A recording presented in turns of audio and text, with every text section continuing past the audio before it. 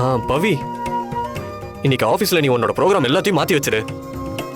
உன் பர்த்டேக்காக ஒன்னு வெளியே அவுட்டிங் கூட்டு போறேன்.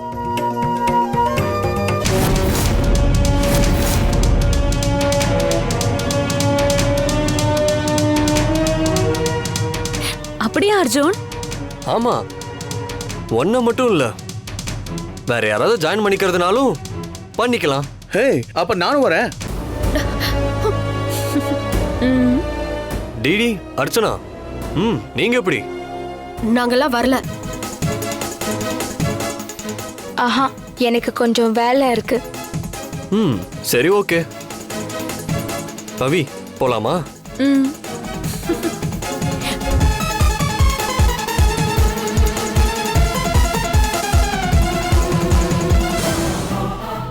பைத்தியம், அவன் கூட அவளை தனியா அனுப்பி வச்சுட்டு இங்க உட்காந்து நீ என்ன பண்ண போற? ஆமால, கூட போய் அவ சந்தோஷமா இருக்காத மாதிரி பாத்துக்கோ. போ. மாம்ஸ், என்ன? நாங்களும் வரோம். வேலை இருக்குன்னு சொன்னீங்க. இருக்குதா, ஆனா இப்போதைக்கு இல்ல. சரி, ஓகே, வாங்க.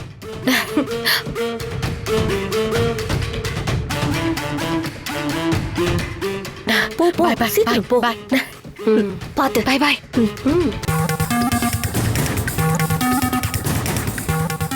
என்ன நீ கடைசியில அர்ஜுன் கல்யாண பேச்சை எடுக்காதீங்கன்னு சொல்லிட்டு போயிட்டான். விடு ஜோதி, இப்போதைக்கு தானே கல்யாணத்தை பத்தி பேச வேணாம்னு சொல்லிருக்கான். அதுவும் ஒரு விதத்துல நல்லதுதான். இந்த கேப்ல டிடி அவ மனசுல இடம் பிடிச்சிட்டா நாளைக்கு அவ கூட தான் கல்யாணம்னா ஈஸியா ஒத்துக்குவான்ல. அட ஆமா இல்ல, அப்ப சரி.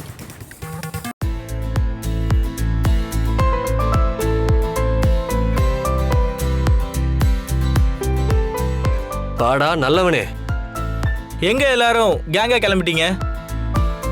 பவிக்கு பர்த்டேல அதான் ஒரு சின்ன அவுட்டிங். என்னது அவுட்டிங்கா? ஆமா மனோ, நீயும் ஜாயின் பண்ணிக்கிறியா? பின்ன நான் இல்லாமையா? சரி சரி, ஏறு போலாம். டிடி, ஒரு நிமிஷம்.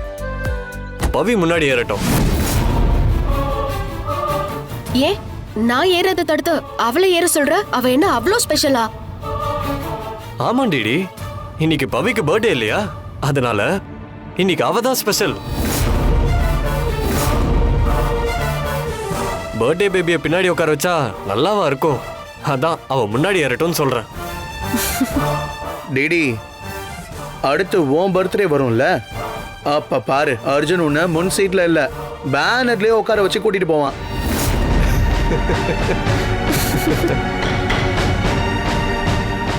ஏறு பவி, டைம் ஆச்சு.